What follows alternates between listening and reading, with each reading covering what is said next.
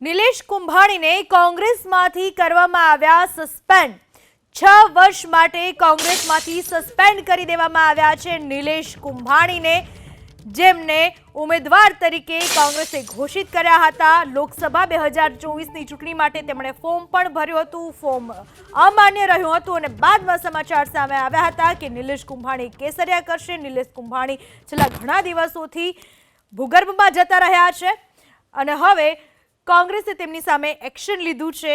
કોંગ્રેસમાંથી સસ્પેન્ડ કરાયા નિલેશ કુંભાણીને 6 વર્ષ માટે તેમને સસ્પેન્ડ કરવામાં આવ્યા છે, જેમણે ફોર્મમાં સહી કરાવી હતી। ટેકેદારો તરીકે પોતાના પરિવારજનો અને લાગતા વળગતાઓની સહી કરાવી હતી અને અંતે તેમનું ફોર્મ રદ થયું હતું। ટેકેદારોએ એવું જણાવ્યું હતું કે આ સાઇન તેમની નથી।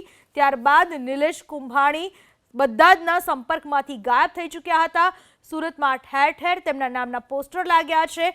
કોંગ્રેસને મોટું નુકસાન ને સાથે સાથે મતદારોને પણ સૌથી મોટું નુકસાન, કારણ કે આ બેઠક બિનહરીફ થઈ તેના પરિણામે મતદારો પાસેથી તેમનો અધિકાર છીનવાઈ ચૂક્યો કહી શકાય। ફોર્મ અમાન્ય ઠરવા બદલ કુંભાણીની નિષ્કાળજી બદલ પક્ષમાંથી તેમને સસ્પેન્ડ કરી દેવામાં આવ્યા છે। કુંભાણીને 6 વર્ષ માટે કોંગ્રેસમાંથી સસ્પેન્ડ કરી દેવામાં આવ્યા છે।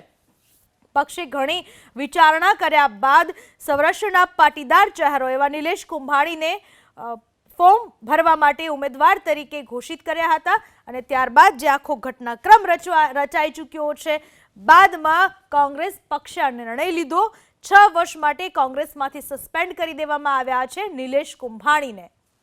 આ વિશે વધુ માહિતી આપવા આપણી સાથે જોડાઈ ચૂક્યા છે સંવાદદાતા ધનરાજ બાગલે। ધનરાજ, કયા પરિણામે નિલેશ કુંભાણી સામે આ પ્રકારનું એક્શન લેવામાં આવ્યું છે, શું કહેવું છે પક્ષના હોદ્દેદારોનું? જી બિલકુલ, જે પ્રમાણે નિલેશ કુંભાણી છેલ્લા ઘણા સમયથી અત્યારે હાલ દેખાઈ નથી રહ્યા અને ભૂગર્ભમાં ઉતરી ગયા છે, ત્યારે આ બાબતને લઈને કોંગ્રેસ પાર્ટી દ્વારા સૌથી મોટો નિર્ણય લીધો છે અને આ નિર્ણયમાં એ લખવામાં આવ્યું છે કે નિલેશ કુંભાણીને 6 વર્ષ માટે સસ્પેન્ડ કરવામાં આવી રહ્યા છે। એ પ્રમાણેની વાતો કરવામાં આવી છે, ત્યારે ખૂબ જ મોટા સમાચાર કહી શકાય કે નિલેશ કુંભાણીને અત્યારે સસ્પેન્ડ કરી દેવામાં આવ્યા છે અને આ બાબતને લઈને તેમની પાસે ખુલાસો પણ માંગવામાં આવ્યો હતો, પરંતુ તેઓ અત્યારે હાલ કોઈ પણ જાતે ખુલાસો આપવા માટે અત્યારે રાજી ન હોય અને ભૂગર્ભમાં ઉતરી ગયા હોય એ પ્રમાણેની સ્થિતિ જોવા મળી રહી છે। ત્યારે સૌથી મોટા સમાચાર એ સામે આવી રહ્યા છે કે નિલેશ કુંભાણીને અત્યારે સસ્પેન્ડ કરી દેવામાં આવ્યા છે।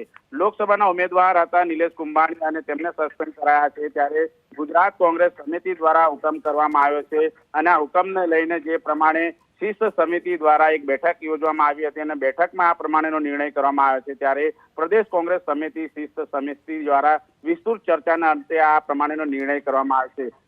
લેટરમાં સ્પષ્ટપણે જણાવવામાં આવ્યું છે કે કોંગ્રેસ પક્ષે સંસદની ટિકિટ આપી હતી અને સૌરાષ્ટ્રના અનેક પાટીદારો તથા અન્ય સૌરાષ્ટ્રના લોકો જેઓ સુરતમાં સ્થિત છે તેમના પ્રતિનિધિ તરીકે અવાજ ઉઠાવવા માટે જે પક્ષે તેમને જવાબદારી આપી હતી તેઓ જવાબદારી નિભાવવામાં નિષ્ફળ ગયા છે। ઉપરાંત જે પ્રમાણે ફોર્મ રદ થતાની બાબતની સાથે સંપૂર્ણ નિષ્કાળજી છે એ છતી થતી જોવા મળી છે। સાથોસાથ ભારતીય જનતા પાર્ટી સાથે મેળાપીપણા હોવાનું સ્પષ્ટ અત્યારે હાલ નિલેશ કુંભાણીનું દેખાઈ આવ્યું, ત્યારે આ બાબતને લઈને જે છણાવટ છે કરવામાં આવી છે।